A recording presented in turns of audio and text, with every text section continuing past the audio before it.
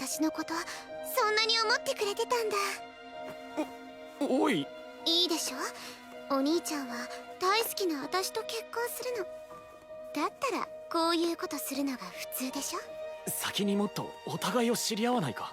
大好きだよ、お兄ちゃん。いっぱい楽しませてあげる。お前、俺のこと本当は嫌いだろ。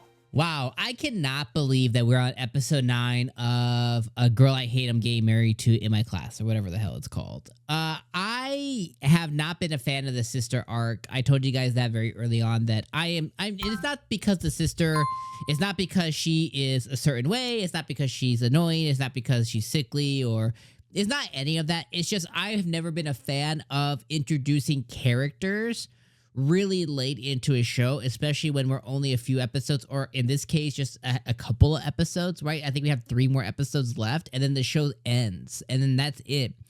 And unfortunately, a lot of shows like this, I could be wrong. You know what I mean? There's always the My Dress Up Darling, Komi Can't Communicate. There's always the Horimiya extra season.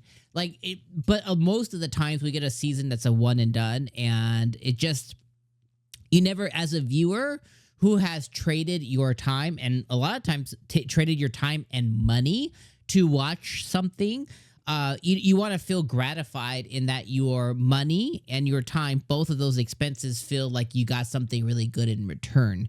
And a lot of anime leave that sense of return on your investment. It leaves it very like you feel like you wasted your time by the end of it. Even if the journey wasn't completely horrendous or horrible, even if it was a good journey to get to the end, when you don't get a good ending, when you don't get something that's satisfied, even if it's like they want to leave the door open for continuance, right? If we don't get like a kiss or a solidification of a relationship, when it comes to romance, at least, when a solidification of a relationship, something genuine, you know what I mean? It just feels like we just be devalued as their customers and their viewers. Now, anyways, when it comes back to the sister arc, though, I am very glad that it did one thing. The cat is finally out of the bag with our characters, with Himari finding out that Saito and Akane live together. And I have said this over and over and over again. The reality is, outside of Himari, Akane really doesn't have friends. And for Saito, outside of, I think there's like one guy that he interacts with, and then Shisei, who already knows about their situation, doesn't really have a lot of friends either. So just based on their overall popularity, now they're very popular in the way like they're the most bright students. You know, they have an aura about them. They're not dispopular. They're not unliked. They're just not roaming around with hordes of friends. You know what I mean? So I've always said, like, hey, if folks find out, including their friends, that they're dating, getting ready to be married, promise to each other, living together, whatever the case is, right? Even if the school finds out, like, who cares? Like, Saito has generational wealth, so much so that Grandpa could just bribe the school, or I'm sorry, he could just donate to the school and everything just goes away if the school has a problem with these students being living together or whatever. So it can't be the school finding out. So then it has to be socialistic, like, oh, they don't want to ruin their social lives, but it doesn't matter. So I'm glad that the cat's finally out the bag, and who knows how Himari's gonna deal with that. Really, you have Saito's side of it, on one sense, where he could just be like, oh, well, Akane and I didn't want anyone to find out, so we kind of wanted to keep it out of wraps. I'm sorry we didn't tell you. But what's really gonna be strained is the fact that Himari and Akane's relationship, because Akane should have told her, and I said this at the beginning, she should have told her from the beginning, like, hey, I don't know what's happening with this. I don't know if I like him, but regardless, I'm set to be married to this guy. You know what I mean? Like, once they turn 18, they're suddenly just married. It's kind of suspicious anyways. So it's like, she could have been very upfront and honest with her friend. I don't think her friend would have been like, oh, well, I'm not going to like him anymore or go after him in that sense. Especially she was like, well, I don't know. This is just kind of a family thing.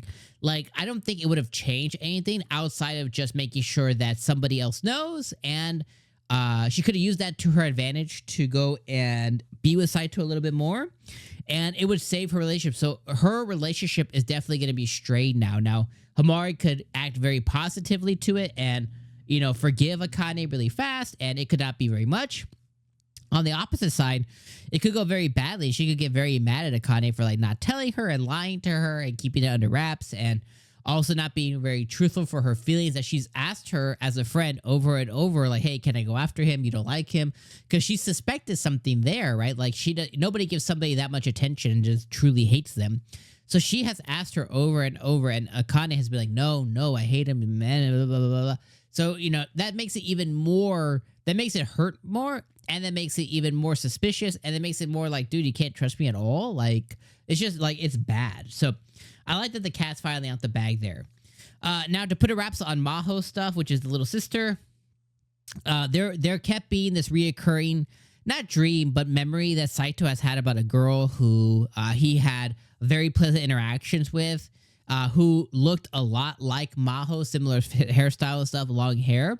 He immediately ruled out Akane because she has short hair, but it seems that the person that his first love, the person that he really liked a lot and hasn't been able to forget since that interaction and party, ended up being Akane, which makes sense. Akane's grandmama and his grandpappy, you know, they had, you know, relations with each other. I'm sure that he's tried to go after grandmama before and maybe invited her and whatever. So it seems like he's had interactions with Akane before, and his first love is now going to end up being his true love, which is adorable and cute.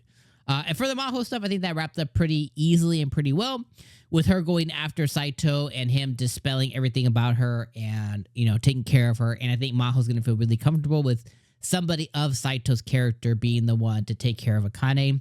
Of course, he's going to have a little bit of a strained relationship just because all the antics, like, I mean, he's seen her incomplete, you know, he's seen her, you know, all of her in the bath, and they've shared some specific moments. So definitely some moments that you don't necessarily want to share with your future sister-in-law, but hey, regardless, is what it is. So this episode was fantastic. I thought it was easily a 9 out of 10 episode, one of the best of the season so far. And now we are going to move on to the next episodes, where I think we have, there's 12 episodes, so we have 10, 11, 12, so 3 episodes left. And next weekend or next week is called Girlfriend Tentative. So that means that he's probably going to try to officialize the relationship between himself and Akane, with probably the push or whatever happens with the Himari stuff with being found out. We'll probably push that along a little bit, which I think is good for them just to officialize their relationship, because, like, come on.